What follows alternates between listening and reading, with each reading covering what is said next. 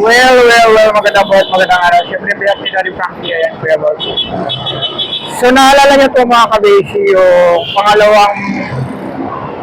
pangalawang beses nila Daddy Frankie ako na puntahan. Ito yung tulay na to, yung nawala na yung cellphone ni Kuya Bob. So, naalala niyo yung nakaupo ako dyan mga kabesi. So, balikan natin yung mga moment na siyempre yung natagpuan si Kuya Bal dito sa tulay na to, yung nakaupo. Tapos yung sinundo ako noon nila Daddy Frankie. So yun, so dito sila nag-park. Dito yun sila nag-park mga kabisi na yan sila nag-park. Yan huminto yung van. Tapos so nandyan ako noon na may bitbit ko ako sa ako mga kabisi. Ayan, so gusto ko lang i-flex mga kabisi at para makita nyo ulit yung mga nakalipas si Kuya Bal. Mga isang taon na nakalipas. So ayan, bisitahin natin itong tambayan ko dati. So ayan, so dito ako tumatambay nun. Gusto ko lang i-flex at bakit nasa iyo mga kabisi. So let's ko samahan nyo ako mga kabisi. Ang gusto ko lang ay, siyempre kay Mama Sally Locary, and of course kay Mama Sal DJ, and siyempre kay Vicky Wayna, siyempre kay Vicky Ronel Nevio, ayan. Maraming salamat mga kabisi kasi lalo na dun sa mga OFW na walang sawang sumusunod. Ay, kuya ba? So ito yung dito kami nagsasay mga kabisi. Ayan, gusto ko lang i-flex sa inyo at ipakita kung ano na itsura ngayon. So ganun pa rin mga kabisi, walang nagbago. Ayan. May mga tambay pa rin dito. Tapos hindi ko naman sila kilala. Ayan, ito yan.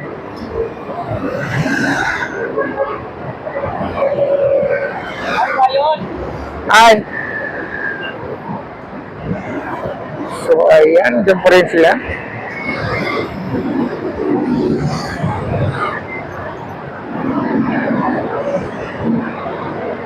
Tapos dito, pag madaling araw mga kabisi, yun ako kumuha ng pagkain noon.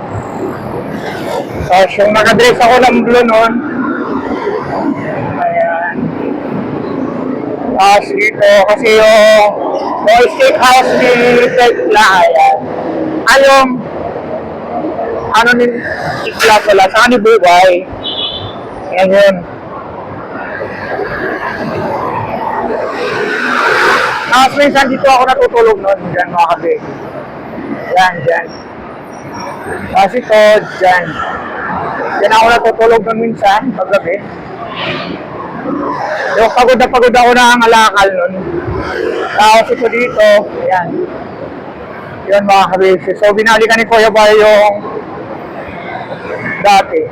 Tapos mga kabisi, tuturo ko yun sa inyo kung saan na yung napagupitan na ako ni Daddy Frankie nun. Masakay natin ako ng bongki. Yung sinabi ko na pauwi na ako ng Batangas.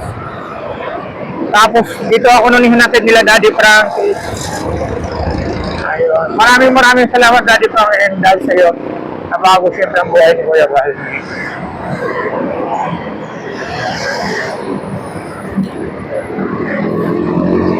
So yun mga kabesi, dito yun. Diyan.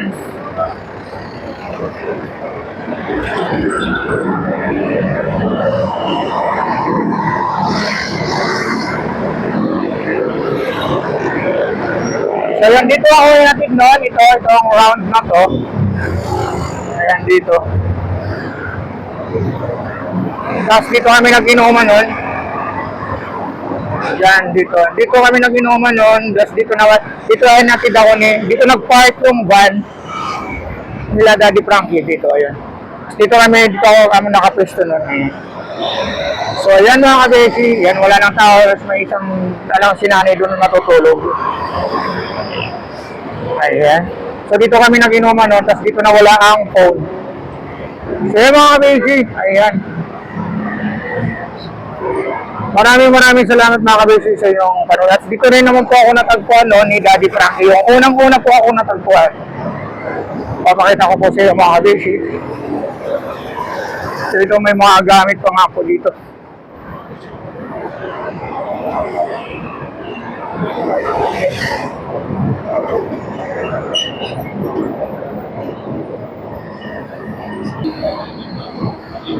So, yun dito yung natatandaan nyo ba ito mga kabase, itong flyover na to. Tapos natatandaan nyo rin po ba yung building na yan. Ayan po. Yan po yung building na yan. Diyan sa baba po. So, pupuntahan po natin mga kabesi.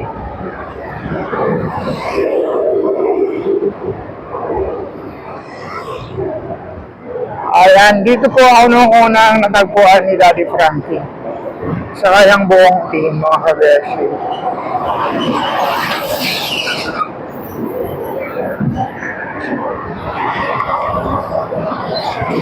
Ayan. And syempre, mega large shoutout syempre kay Madam Parisi Joy. And of course, kay Madam Gorgeous Rose. Ang pinaka-gorgeous talaga ng Houston, Texas. So, ayun mga kabisi, nandoon po yung hollow blocks.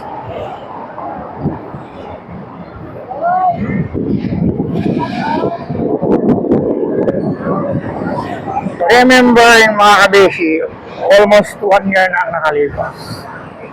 So, ayun, dito yun.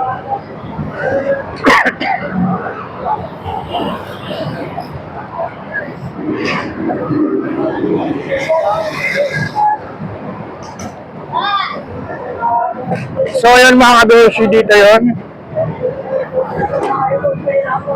So, andito pa yung hollow blocks. So, dito ako noon unang natagpuan ni Daddy Frankie, mga super kabisi, no? Nakadress ako ng blue. So, may salamin na sila. Tapos yun, tapos yung nakatanda yung dito yun.